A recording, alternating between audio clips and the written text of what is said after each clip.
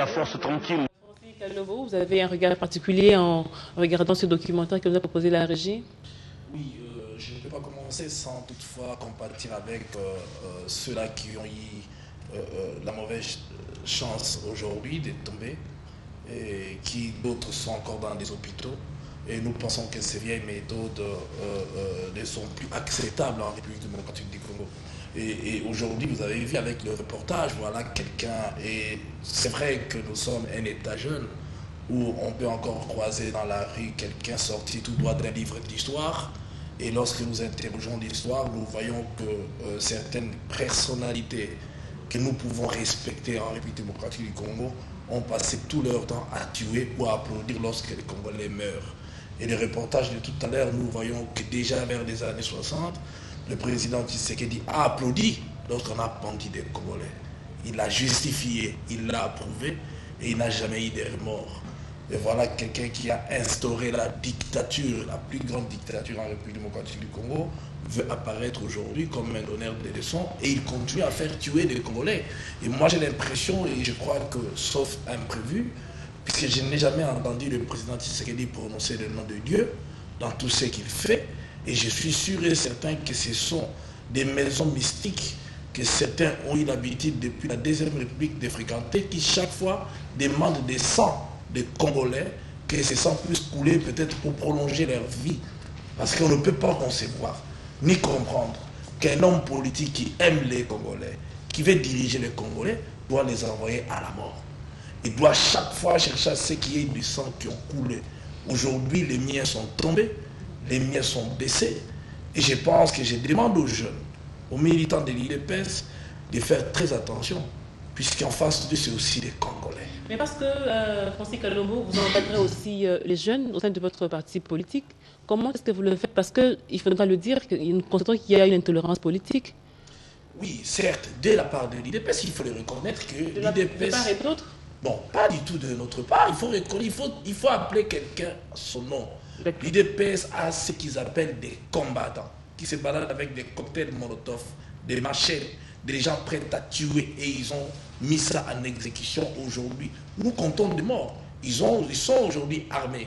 Il ne faut pas blaguer. Donc voilà des gens qui se réveillent le matin, qui ne pensent qu'à tuer, et à tuer au nom de quelqu'un qui leur demande d'aller tuer. Donc aujourd'hui, le président Tshisekedi n'aime pas les Congolais.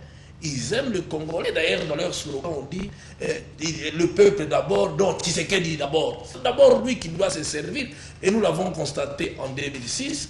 Et lorsque nous revenons de Sun City, puisque lui n'était pas désigné vice-président de la République, il a retourné, personne ne puisse participer et personne n'a participé. Et je crois que les Congolais doivent d'abord interroger l'histoire de la République démocratique du Congo pour comprendre que ceux qui vivent aujourd'hui, les méthodes n'ont pas changé. Et le président Tshisekedi n'a jamais accédé au pouvoir, tout simplement parce que son caractère le met dans une position où il pense qu'il faut que les gens meurent. Aujourd'hui, il est bloqué à l'aéroport, tout simplement parce qu'il est descendu.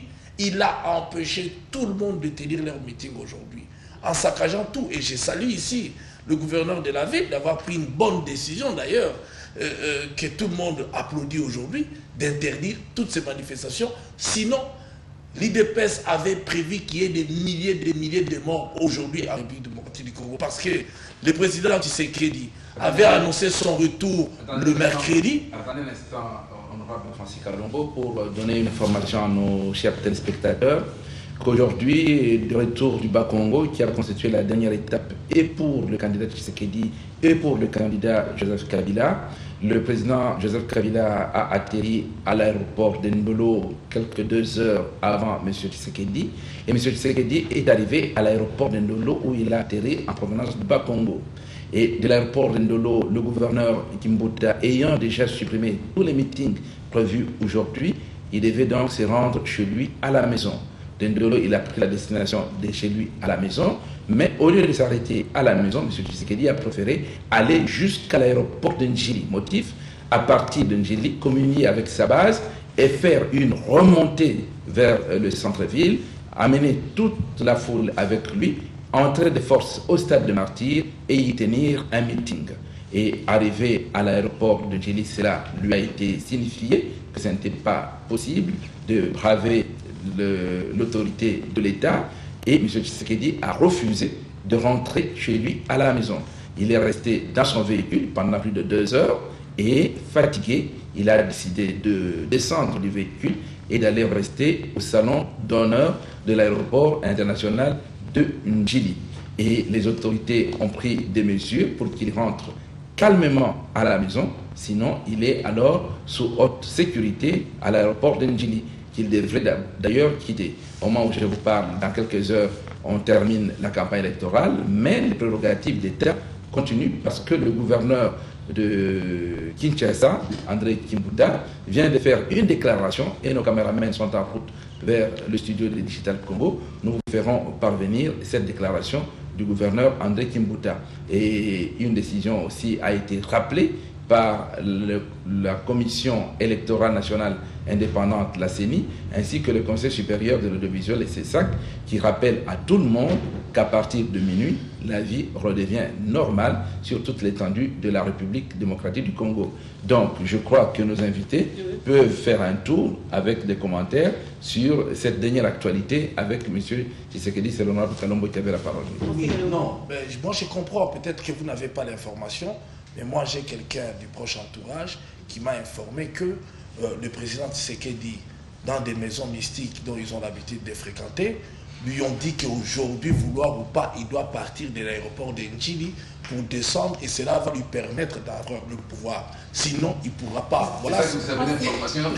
Oui, mais c'est cet acharnement-là qui fait qu'il descend des dolos, il échappe les services et pour retourner en Djili, pour lui, c'est un défi. Et le fait de ne pas pouvoir partir de là, il est là, KO, puisque tous ces... Vous savez, ces gens qui manipulent les gens. Moi, j'appelle ça de la manipulation, puisque je ne crois pas à ce genre de choses. Vous donnez des conditions, tout en sachant que vous n'allez pas terminer. Il y a le nombre de morts qu'on lui a dit, des gens qui devaient mourir aujourd'hui. Il doit atteindre ces nombres-là.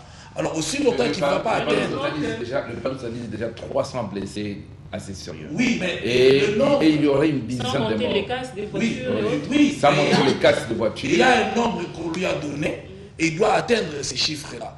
Et s'il n'atteint pas ces chiffres, terminé pour lui, il n'aura plus la chance d'être président de la République. Donc ce sont les conditions qu'on leur donne. On fait croire qu'il a des mystiques, et il va faire tuer les gens. Croyant qu'en faisant tuer les gens, il va accéder au pouvoir. Alors voilà pourquoi aujourd'hui, il est là où il est malade, il n'est plus tranquille. Pour lui, il est obligé de faire tuer et d'arriver au... Mais on va y arriver. Je voudrais qu'on gagne du temps. On est à la fin de la campagne. La campagne est terminée. Je vois le journal de la République. Je crois que si la caméra peut nous suivre pour voir le titre. Le titre, un instant, la caméra va nous suivre pour voir les titres de la République qui fait le vrai bilan de la campagne présidentielle avec ces titres. Et puis voilà, je suis un peu maladroit. Comme ça, ouais, là ça va. Hein, logiquement, Kabila. Donc, pour la République, c'est que le vrai bilan de la campagne électorale, logiquement, c'est Kabila. Alors, si on arrive à cette conclusion, qu'est-ce qui pousse la majorité présidentielle à tirer la conclusion que c'est logique que Kabila gagne? Je commence par professeur Mpapa. Moi, je crois qu'il y a une seule raison. Oui. Il est le seul à battre campagne avec un programme pour le Congo de demain. Le président Tshisekedi à Kisangani l'a bien dit, je ne suis pas venu faire la campagne, je suis venu visiter, organiser mon parti qui n'existait presque plus. Il l'a dit. Et les autres sont des candidatures de négociation. Tout ça a été démontré. Et aujourd'hui, vous voyez bien et bien que certains veulent accéder au pouvoir par d'autres moyens, puisque aujourd'hui, tous les Congolais prient.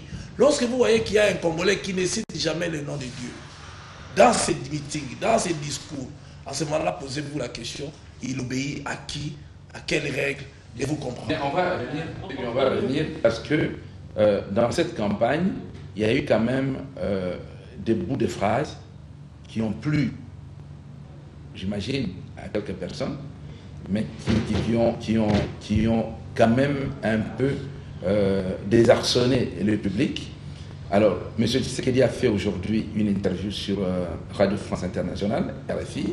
Il a parlé, il a dit un certain nombre de choses, mais personnellement, je suis surpris de la surprise de vous autres membres du camp présidentiel, parce que ce n'est pas la première fois que M. Tshisekedi le dit. Alors, pour vous rafraîchir la mémoire, nous allons retrouver M. Tshisekedi à l'escale de Lubumbashi. C'est-à-dire, il quittait la province je crois, de la province orientale pour le Maniema, mais d'après lui, il avait un problème de météo, mais en réalité, c'était un problème de contrat de location d'avion. Il a été obligé de se poser à Lubumbashi, et le lendemain, avant de quitter Lubumbashi, il a accordé une interview à la presse étrangère. Je vous propose de suivre la réponse de M. Tshisekedi à la question de M. Kaouzi, qui est correspondant de la BBC à Lubumbashi. Écoutez.